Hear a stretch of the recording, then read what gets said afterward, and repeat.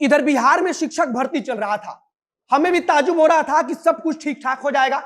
हमें लगा कि शायद सरकार ने पिछली गलतियों से सीखा भी है, लेकिन फिर अचानक से खबर आई कि 400 नियोजन इकाइयों की काउंसलिंग रद्द कर दी गई है। सही पूछिए तो जब गड़बड़ी की बात सामने आई और फिर इसका बवाल मचा, तब हमें विश्वास हुआ कि बिहार में कोई शिक्षक भर्ती भी चल रही है, शिक्षकों की नियुक्ति का कोई कार्यक्रम भी चल रहा है। सब कुछ अगर शांत और ठीक तरीके से हो जाता तो शायद बिहार सरकार की उस परंपरा पर गहरा चोट पहुंचता जिसे उन्होंने पिछले 15 साल से निरंतर बनाए रखा है।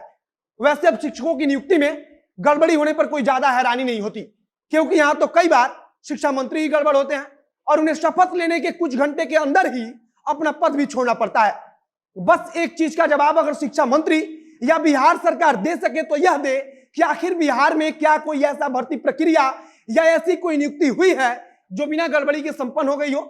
कोई ऐसा शिक्षक भर्ती प्रक्रिया बता दीजिए जिसमें अभ्यर्थियों पर लाठियां बरसाया गया हो। अब नमस्कार, मेरा नाम है मोहित कुमार सिंह और आप देख रहे हैं जनता एक्शन का विशेष कार्यक्रम एक्सप्लेनर। बात यह नहीं होनी चाहिए कि गड़बड़ी थी तो सरकार ने अच्छा कदम उठाया और काउंसलिंग प्रक्रिया को भी रद्द कर दिया। बात इस चीज पर होनी चाहिए कि आखिर हर भर्ती प्रक्रिया में ऐसी गड़बड़ी क्यों होती है। अगर किसी एक भर्ती प्रक्रिया की बात होती तो हमें समझ आता कि ठीक है, ऐसा होता है, लेकिन जिस सरकार की हर भर्ती प्रक्रिया में गड़बड़ी सामने आए वहां सवाल किससे पूछा जाए। सरकार उन शिक्षकों से भी उनके कागजात मांग रही है जिनकी भर्ती सालों पहले हो चुकी है, क्योंकि सरकार के पास उसमें गड़बड़ी की खबर पहुंची है।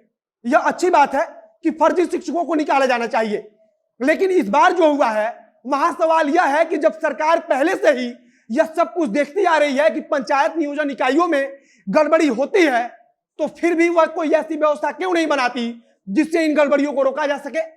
इसके पहले 2006 से लेकर 2015 के बीच में शिक्षकों की भर्ती हुई थी।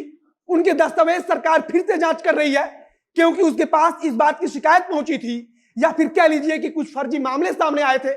यह बताने का मकसद सिर्फ इतना है कि जब सरकार इतना सब कुछ जानती है तो फिर हर बार ऐसी गलती क्यों करती है। हर बार ऐसी गलती क्यों करती है जिससे काउंसलिंग को ही रद्द करना पड़े। सरकार अगर चाहती है कि वह सही समय पर नियुक्ति दे दे तो फिर भर्ती प्रक्रिया शुरू करते समय इस बात का ख्याल क्यों नहीं रखा जाता कि कोई फर्जीवाड़ा ना हो, किसी प्रकार की गड़बड़ी ना हो।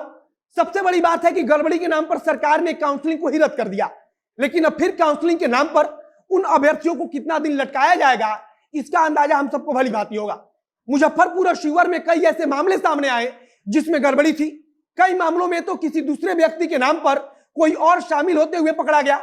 अब बताया गया कि जो शिक्षक अभ्यर्थी इससे प्रभावित हुए हैं उनकी काउंसलिंग किसी दूसरे स्थान पर दोबारा से कराई जाएगी।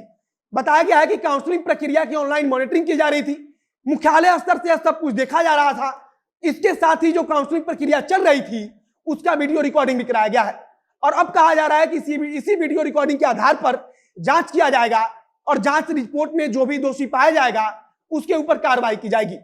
इसके साथ ही जो भी दोषी नियोजन इकाई है उन पर मामला दर्ज करने का आदेश दे दिया गया है।